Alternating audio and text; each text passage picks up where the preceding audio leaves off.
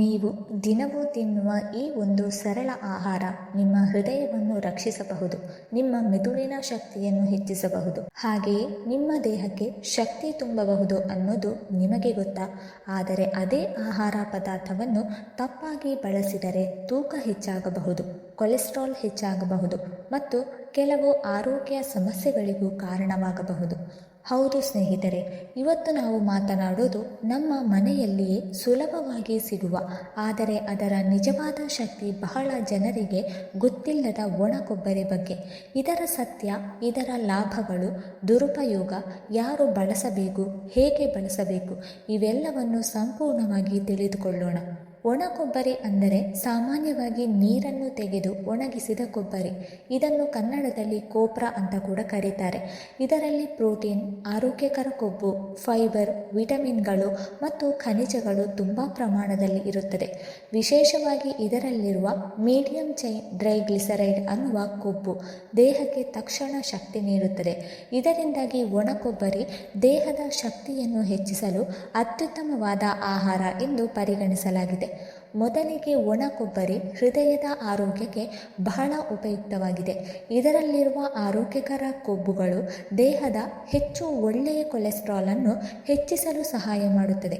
ಇದು ಹೃದಯದ ನಾಳಗಳನ್ನು ರಕ್ಷಿಸಿ ಹೃದಯ ಸಂಬಂಧಿತ ಕಾಯಿಲೆಗಳ ಅಪಾಯವನ್ನು ಕಡಿಮೆ ಮಾಡುತ್ತದೆ. ಆದ್ದರಿಂದ ನಿಯಮಿತವಾಗಿ ಆದರೆ ಮಿತಿಯಲ್ಲಿ ಒಣ ಕೊಬ್ಬರಿಯನ್ನು ಸೇವಿಸುವುದು ಹೃದಯಕ್ಕೆ ಒಳ್ಳೆಯದು. ಇನ್ನೊಂದು ಪ್ರಮುಖ ಲಾಭವೆಂದರೆ ಇದು ಮೆದುಳಿನ ಆರೋಗ್ಯವನ್ನು ಸುಧಾರಿಸುತ್ತದೆ. ಒಣ ಕೊಬ್ಬರಿಯಲ್ಲಿರುವ ವಿಶೇಷ ಕೊಬ್ಬುಗಳು ಮೆದುಳಿಗೆ ಶಕ್ತಿ ನೀಡುತ್ತದೆ ಮತ್ತು ನೆನಪಿನ ಶಕ್ತಿಯನ್ನು ಹೆಚ್ಚಿಸಲು ಸಹಾಯ ಮಾಡುತ್ತದೆ. ವಿಶೇಷವಾಗಿ ವಿದ್ಯಾರ್ಥಿಗಳು ಮತ್ತು ವಯಸ್ಸಾದವರು ಇದನ್ನು ಮಿತಿಯಲ್ಲಿ ಸೇವಿಸಿದರೆ ಮೆದುಳಿನ ಕಾರ್ಯಕ್ಷಮತೆ ಹೆಚ್ಚಾಗುತ್ತದೆ. ಒಣ ಕೊಬ್ಬರಿ ಜೀರ್ಣಕ್ರಿಯೆಯನ್ನು ಸುಧಾರಿಸಲು ಸಹ ಸಹಾಯ ಮಾಡುತ್ತದೆ. ಇದರಲ್ಲಿರುವ ಫೈಬರ್ ಅಂಶವು ಆಹಾರವನ್ನು ಸರಿಯಾಗಿ ಜೀರ್ಣಿಸಲು ಸಹಾಯ ಮಾಡುತ್ತದೆ ಮತ್ತು ಮಲಬದ್ಧತೆ ಸಮಸ್ಯೆಯನ್ನು ಕಡಿಮೆ ಮಾಡುತ್ತದೆ. ಪ್ರತಿದಿನ ಸ್ವಲ್ಪ ಪ್ರಮಾಣದಲ್ಲಿ ಒಣ ಕೊಬ್ಬರಿಯನ್ನು ಸೇವಿಸುವುದರಿಂದ ಹೊಟ್ಟೆಯ ಆರೋಗ್ಯ ಉತ್ತಮವಾಗಿರುತ್ತದೆ. ಇದರಲ್ಲಿರುವ ಶಕ್ತಿಯ ಪ್ರಮಾಣ ತುಂಬ ಹೆಚ್ಚಿರುವುದರಿಂದ ದೇಹಕ್ಕೆ ತಕ್ಷಣ ಎನರ್ಜಿ ಬೇಕಾದವರು ಇದನ್ನು ಬಳಸಬಹುದು. ವಿಶೇಷವಾಗಿ ದೈಹಿಕ ಕೆಲಸ ಮಾಡುವವರು, ಕ್ರೀಡಾಪಟುಗಳು ಮತ್ತು ದುಡಿಮೆ ಮಾಡುವವರು ಇದನ್ನು ಸೇವಿಸಿದರೆ ದೇಹಕ್ಕೆ ಬೇಕಾದ ಶಕ್ತಿ ದೊರೆಯುತ್ತದೆ. ಇದು ದೇಹದ ದೌರ್ಬಲ್ಯವನ್ನು ಕಡಿಮೆ ಮಾಡಿ ಶಕ್ತಿಯನ್ನು ಹೆಚ್ಚಿಸುತ್ತದೆ. ಶುಗರ್ ಇರುವವರು ಸಾಮಾನ್ಯವಾಗಿ ಸಿಹಿ ಪದಾರ್ಥಗಳಿಂದ ತಪ್ಪಿಸಿಕೊಳ್ಳುತ್ತಾರೆ. ಆದರೆ ಒಣ ಕೊಬ್ಬರಿಯಲ್ಲಿ ಸಕ್ಕರೆ ಪ್ರಮಾಣ ಬಹಳ ಕಡಿಮೆ. ಅದಕ್ಕಿಂತ ಮುಖ್ಯವಾಗಿ ಇದರಲ್ಲಿ ಫೈಬರ್ ಅಂಶ ಹೆಚ್ಚಿದೆ. ಈ ಫೈಬರ್ ರಕ್ತದಲ್ಲಿನ ಗ್ಲೂಕೋಸ್ ಏರಿಕೆಯನ್ನು ನಿಧಾನಗೊಳಿಸುತ್ತದೆ. ಅಂದರೆ ಒಣ ಕೊಬ್ಬರಿ ತಿಂದ ತಕ್ಷಣ ಶುಗರ್ ಹಠಾತ್ ಏರಿಕೆಯಾಗುವುದಿಲ್ಲ. ಆದರೆ ಇಲ್ಲಿ ಒಂದು ಪ್ರಮುಖ ವಿಚಾರ ಇದೆ. ಒಣ ಕೊಬ್ಬರಿ ಹೆಚ್ಚಿನ ಕ್ಯಾಲೋರಿ ಮತ್ತು ಕೊಬ್ಬನ್ನು ಹೊಂದಿದೆ. ಹೆಚ್ಚು ಪ್ರಮಾಣದಲ್ಲಿ ಸೇವಿಸಿದರೆ ತೂಕ ಹೆಚ್ಚಾಗಬಹುದು. ತೂಕ ಹೆಚ್ಚಾದರೆ ಇನ್ಸುಲಿನ್ ಪ್ರತಿಕ್ರಿಯೆ ಕಡಿಮೆಯಾಗಬಹುದು. ಹೀಗಾಗಿ ಶುಗರ್ ನಿಯಂತ್ರಣ ಕಷ್ಟವಾಗಬಹುದು. ಆದ್ದರಿಂದ ಶುಗರ್ ಇರುವವರು ದಿನಕ್ಕೆ 10ರಿಂದ 15 ಗ್ರಾಂ ಅಂದರೆ 1 ಅಥವಾ 2 ಸಣ್ಣ ತುಂಡು ಮಾತ್ರ ಸೇವಿಸಬೇಕು.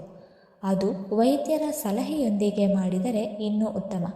ಒಣ ಕೊಬ್ಬರಿಯಲ್ಲಿ ಸೋಡಿಯಂ ಪ್ರಮಾಣ ಕಡಿಮೆ ಇರುತ್ತದೆ. ಇದು ಒಳ್ಳೆಯ ವಿಷಯ. ಆದರೆ ಇದರಲ್ಲಿ ಸ್ಯಾಚುರೇಟೆಡ್ ಫ್ಯಾಟ್ ಹೆಚ್ಚಿದೆ. ಈ ಕೊಬ್ಬು ದೇಹದಲ್ಲಿ ಹೆಚ್ಚು ಪ್ರಮಾಣದಲ್ಲಿ ಸೇರುತ್ತಾ ಹೋದರೆ ಕೊಲೆಸ್ಟ್ರಾಲ್ ಹೆಚ್ಚಾಗುವ ಸಾಧ್ಯತೆ ಇದೆ. ಕೊಲೆಸ್ಟ್ರಾಲ್ ಹೆಚ್ಚಾದರೆ ಹೃದಯದ ನಾಳಗಳಲ್ಲಿ ತಡೆ ಉಂಟಾಗಬಹುದು. ಆದ್ದರಿಂದ ಹೈ BP ಇರುವವರು ಸಂಪೂರ್ಣವಾಗಿ ಬಿಟ್ಟು ಬಿಡಬೇಕಿಲ್ಲ, ಆದರೆ ಮಿತಿಯಲ್ಲಿ ಮಾತ್ರ ಸೇವಿಸಬೇಕು. ವಿಶೇಷವಾಗಿ ಈಗಾಗಲೇ ಹೃದಯ ಸಂಬಂಧಿತ ಸಮಸ್ಯೆ ಇದ್ದರೆ ವೈದ್ಯರ ಸಲಹೆ ಇಲ್ಲದೆ ಸೇವಿಸಬಾರದು. ಇನ್ನೂ ಕೆಲವು ಸಮಸ್ಯೆಗಳಿರುವವರು ಎಚ್ಚರಿಕೆಯಿಂದ ಇರಬೇಕು. ಹೆಚ್ಚು ಕೊಲೆಸ್ಟ್ರಾಲ್ ಇರುವವರು ಒಣ ಕೊಬ್ಬರಿಯನ್ನು ಹೆಚ್ಚು ಸೇವಿಸಿದರೆ LDL ಅಂದರೆ ಕೆಟ್ಟ ಕೊಲೆಸ್ಟ್ರಾಲ್ ಹೆಚ್ಚಾಗಬಹುದು. ಹಾಗೆಯೇ ಹೆಚ್ಚು ತೂಕ ಇರುವವರು ಇದನ್ನು ನಿಯಂತ್ರಣದಲ್ಲಿ ಮಾತ್ರ ಸೇವಿಸಬೇಕು, ಏಕೆಂದರೆ ಇದು ಹೆಚ್ಚಿನ ಕ್ಯಾಲೋರಿ ಹೊಂದಿರುವ ಆಹಾರವಾಗಿದೆ. ಜೀರ್ಣಕ್ರಿಯೆ ಸಮಸ್ಯೆ ಇರುವವರು, ವಿಶೇಷವಾಗಿ ಗ್ಯಾಸ್ಟ್ರಿಕ್, ಆಸಿಡ್ ರಿಫ್ಲೆಕ್ಸ್ ಅಥವಾ ಅಜೀರ್ಣ ಸಮಸ್ಯೆ ಇರುವವರು ಹೆಚ್ಚು ಪ್ರಮಾಣದಲ್ಲಿ ತಿಂದರೆ ಹೊಟ್ಟೆಯ ತೊಂದರೆ ಉಂಟಾಗಬಹುದು. ಸಣ್ಣ ಮಕ್ಕಳಿಗೆ, ವಿಶೇಷವಾಗಿ 3 ವರ್ಷಕ್ಕಿಂತ ಕಡಿಮೆ ವಯಸ್ಸಿನ ಮಕ್ಕಳಿಗೆ ಇದನ್ನು ನೀಡಬಾರದು. ಅವರ ಜೀರ್ಣಕ್ರಿಯೆ ವ್ಯವಸ್ಥೆ ಇನ್ನೂ ಸಂಪೂರ್ಣವಾಗಿ ಅಭಿವೃದ್ಧಿಯಾಗಿರುವುದಿಲ್ಲ. ಹಾಗಾದರೆ ಇದನ್ನು ಯಾರು ಬಳಸಬೇಕು? 5 ವರ್ಷಕ್ಕಿಂತ ಮೇಲ್ಪಟ್ಟ ಮಕ್ಕಳು ಸ್ವಲ್ಪ ಪ್ರಮಾಣದಲ್ಲಿ ಸೇವಿಸಬಹುದು. ಇದು ಅವರ ಬೆಳವಣಿಗೆಗೆ ಸಹಾಯ ಮಾಡುತ್ತದೆ. ಯುವಕರು ಮತ್ತು ಮಧ್ಯವಯಸ್ಕರು ಇದನ್ನು ಶಕ್ತಿ ಮತ್ತು ಆರೋಗ್ಯಕ್ಕಾಗಿ ಬಳಸಬಹುದು. ವಿಶೇಷವಾಗಿ 40 ವರ್ಷ ಮೇಲ್ಪಟ್ಟವರು ಮಿತಿಯಲ್ಲಿ ಸೇವಿಸಿದರೆ ಹೃದಯ ಮತ್ತು ಮೆದುಳಿನ ಆರೋಗ್ಯಕ್ಕೆ ಸಹಾಯವಾಗುತ್ತದೆ. ಆದರೆ ಮಧುಮೇಹ ಮತ್ತು ಹೃದಯ ಸಂಬಂಧಿತ ಕಾಯಿಲೆ ಇರುವವರು ವೈದ್ಯರ ಸಲಹೆಯೊಂದಿಗೆ ಮಾತ್ರ ಸೇವಿಸಬೇಕು, ಏಕೆಂದರೆ ಇದು ಕೊಬ್ಬಿನ ಪ್ರಮಾಣ ಹೆಚ್ಚಿರುವ ಆಹಾರವಾಗಿದೆ. ಇನ್ನು ಇದನ್ನು ಹೇಗೆ ಸೇವಿಸಬೇಕು ಅನ್ನೋದು ಕೂಡ ಮುಖ್ಯ. ಬೆಳಿಗ್ಗೆ ಖಾಲಿ ಹೊಟ್ಟೆಯಲ್ಲಿ ಸ್ವಲ್ಪ ಪ್ರಮಾಣದಲ್ಲಿ ತಿನ್ನಬಹುದು ಅಥವಾ ಊಟದ ನಂತರ ಸ್ವಲ್ಪ ಪ್ರಮಾಣದಲ್ಲಿ ತಿನ್ನಬಹುದು. ಇದನ್ನು ಬೇಳೆ, ಸಿಹಿ ಪದಾರ್ಥಗಳು ಅಥವಾ ನೇರವಾಗಿ ಕೂಡ ತಿನ್ನಬಹುದು. ಆದರೆ ಯಾವಾಗಲೂ ಮಿತಿಯಲ್ಲಿ ಮಾತ್ರ ಸೇವಿಸಬೇಕು. ಒಣ ಕೊಬ್ಬರಿಯನ್ನು ನಿಯಮಿತವಾಗಿ ಸರಿಯಾದ ಪ್ರಮಾಣದಲ್ಲಿ ಸೇವಿಸಿದರೆ ದೇಹದ ರೋಗ ನಿರೋಧಕ ಶಕ್ತಿಯನ್ನು ಹೆಚ್ಚಿಸಲು ಸಹಾಯ ಮಾಡುತ್ತದೆ. ಇದು ದೇಹವನ್ನು ವಿವಿಧ ಸೋಂಕುಗಳಿಂದ ರಕ್ಷಿಸುತ್ತದೆ. ಹಾಗೆಯೇ ಚರ್ಮ ಮತ್ತು ಕೂದಲಿನ ಆರೋಗ್ಯಕ್ಕೂ ಸಹಾಯ ಮಾಡುತ್ತದೆ.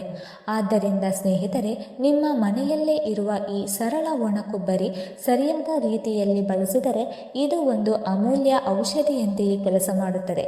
ಆದರೆ ತಪ್ಪಾಗಿ ಬಳಸಿದರೆ ಅದು ಸಮಸ್ಯೆಗಳಿಗೂ ಕಾರಣವಾಗಬಹುದು. ಆದ್ದರಿಂದ ಇಂದಿನಿಂದಲೇ ಮಿತಿಯಲ್ಲಿ ಮತ್ತು ಸರಿಯಾದ ರೀತಿಯಲ್ಲಿ ಒಣ ಕೊಬ್ಬರಿಯನ್ನು ನಿಮ್ಮ ಆಹಾರದಲ್ಲಿ ಸೇರಿಸಿ ಮತ್ತು ನಿಮ್ಮ ಆರೋಗ್ಯವನ್ನು ಸ್ವಾಭಾವಿಕವಾಗಿ ಬಲಪಡಿಸಿ. ಈ ರೀತಿಯ ಆರೋಗ್ಯಕರ ಮಾಹಿತಿಗಾಗಿ ಈಗಲೇ ನಮ್ಮ ಚಾನಲನ್ನು ಸಬ್ಸ್ಕ್ರೈಬ್ ಮಾಡಿಕೊಳ್ಳಿ. ವಿಡಿಯೋ ನೋಡಿದ್ದಕ್ಕಾಗಿ ಧನ್ಯವಾದಗಳು.